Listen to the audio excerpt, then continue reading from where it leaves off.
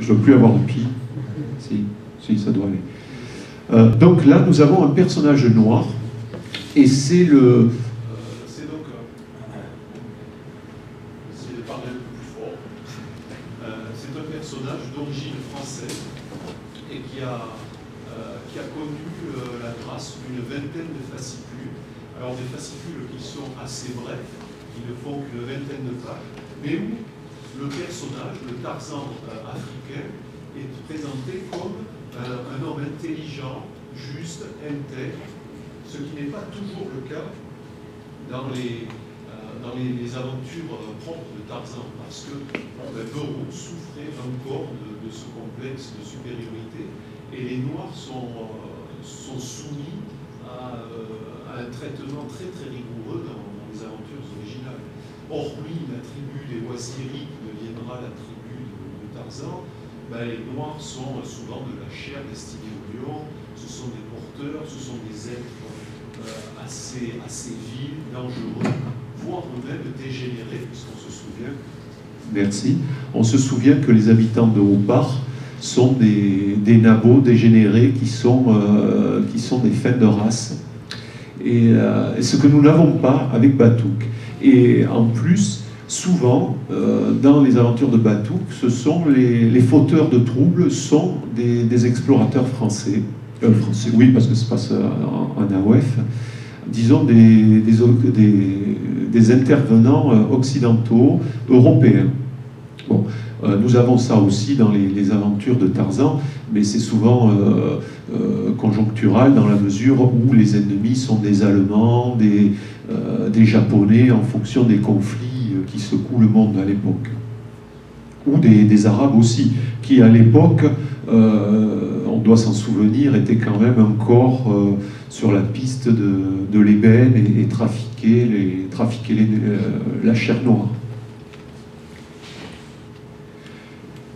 Je continue, le besoin de Tarzan se fait tellement sentir que des éditeurs n'hésitent pas à sortir des séries de volumes consacrés à Tarzan sans même demander l'autorisation à Burroughs, qui à cette époque-là était déjà mort. Mais en fait, profitant de sa mort, se sont engouffrés dans le créneau libéré pour produire à leur tour des aventures de Tarzan. Là, nous avons une série de 5 volumes dus à Barton Werper, qui est un pseudonyme, je ne lui connais pas d'autres œuvres, et qui ont été publiés en rafale, en profitant un peu du flou provoqué par la mort de Burroughs dans les années 50. Et ce sont des aventures qui, si elles sont de moindre qualité, montrent bien que le public anglo-saxon était orphelin du personnage, et que les 25 livres ou les 26 livres laissés par Burroughs ne suffisaient pas à satisfaire l'appétit des lecteurs. Et là, nous avons donc cette série, mais d'autres livres sont parus, alors en prenant Tarzan comme personnage, et en s'accaparant du titre, mais bien d'autres, vous l'imaginez, en prenant des noms de personnages ou similaires, ou des inspirations très proches de Tarzan, mais en évitant de se frotter à la grosse société que Burroughs était devenu à l'époque. Ici, nous avons une traduction pirate en France d'un de ses romans, lui-même pirate, américain. Alors, ce sont le club des amis d'Edgar Rice Burroughs est très actif et publie, on se demande comment, des quantités de documents avec une constance et un travail extraordinaire. Bon, bien sûr, il fait ça peut-être en toute illégalité, mais il propose aux amateurs des éditions assez rares. Bon, on ne va pas lui jeter la pierre, après tout, c'est un pirate piraté. Mais donc, il existe d'autres romans mettant en scène Tarzan, comme celui-ci, qui est paru en Belgique. Il y a une série de deux romans anonymes, où, encore une fois, on vole la propriété de Burroughs. Ceci dit, c'est une entreprise qui est assez périlleuse, parce que Burroughs n'est pas Disney, mais enfin, à l'œil un peu sur tout, et depuis donc les années 1930, Tarzan est devenu une marque déposée.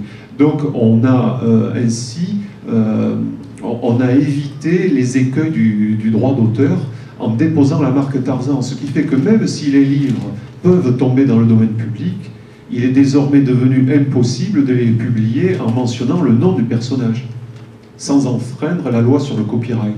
Donc ça devient un imbroglio juridique qui fait qu'il n'est pas facile du tout de publier les aventures de Tarzan sans payer des droits aux Burroughs.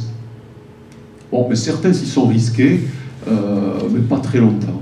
Alors, maintenant, on va assister à une autre facette de cette entreprise, c'est-à-dire que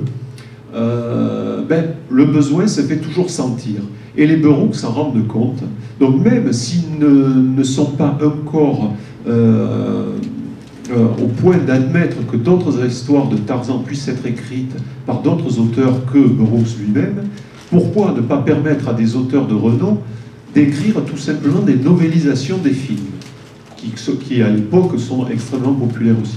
Donc on va voir apparaître au fil des années, en assez petit nombre, je vais vous les présenter à peu près tous je crois, des romans qui sont autorisés par la famille Burroughs, dont le véritable personnage est Tarzan, ici avec son compagnon Jab Banja, le lion d'or, et qui peuvent être intégrés à la chronologie des aventures de Tarzan, même si des fois ils présentent des détails qui ne sont pas dans le canon, parce qu'ils se rapprochent plus du personnage cinématographique.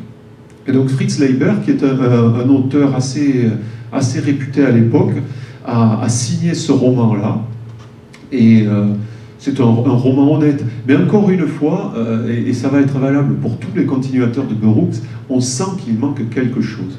Alors ce qui manque, c'est peut-être la naïveté, c'est peut-être la foi dans le personnage, et la maîtrise de ce héros, et que des auteurs d'aussi grand renom que Leiber n'arrivent pas à saisir. Et puis après Leiber, il y a un homme qui est obsédé par Tarzan, c'est Philip Joseph Farmer. Philip Joseph Farmer, au début de sa carrière, c'est un auteur sulfureux. C'est un auteur qui s'est fait connaître avec des textes, à l'époque on disait pornographiques, aujourd'hui ça nous ferait rire bien doucement, c'est pas pornographique, disons que c'est un peu osé. Par contre, il y a des relations amoureuses entre espèces différentes. Alors je dis pas d'espèces... Je ne parle pas d'espèces animales, mais d'espèces extraterrestres. Ça bouscule quand même un peu le monde de la science-fiction et la société. Et donc c'est un auteur sulfureux, et il ne peut pas obtenir de Burroughs les droits d'écrire des histoires de Tarzan.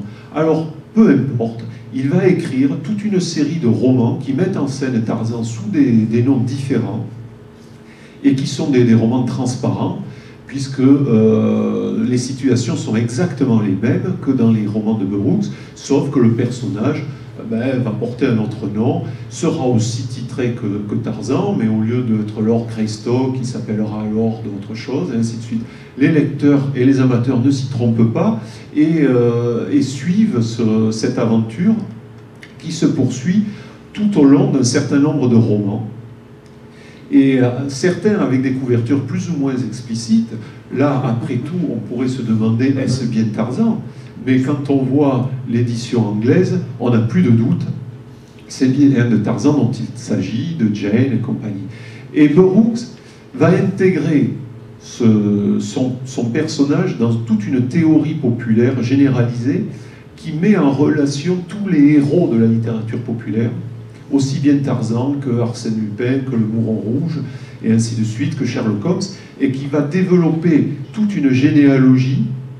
Et on sent bien qu'au milieu de tous ces personnages, eh bien, c'est surtout Tarzan qui va le fasciner, Tarzan et Doc Savage, mais bon, ce n'est pas le sujet de cette causerie. En tout cas, il va rédiger autour du mythe de Tarzan toute une série de romans, et lui qui est un auteur sulfureux, ne va pas hésiter à exploiter ces thèmes de prédilection dans les aventures de Tarzan. Ce qui fait qu'on va avoir, même si les aventures de Burroughs sont quand même très sauvages, où Tarzan n'hésite pas à tuer, il n'a aucun sentiment envers ses ennemis, au moins aucun sentiment de pitié, eh bien chez Burroughs, il aura aussi d'autres sentiments, il aura des sentiments amoureux, des sentiments qui le rapprochent encore un peu plus de la bête. Et les pessimistes diront de l'homme aussi, puisque il peut s'avérer cruel, significatifs. Et ces romans apportent une nouvelle fraîcheur qui, même s'ils ne sont pas tout à fait dans le canon, sont finalement, sur le plan de la théorie, plus intéressants que les épigones. Et il va en égrener toute une série, plus ou moins avec l'accord de Burroughs, plutôt sans l'accord de Burroughs.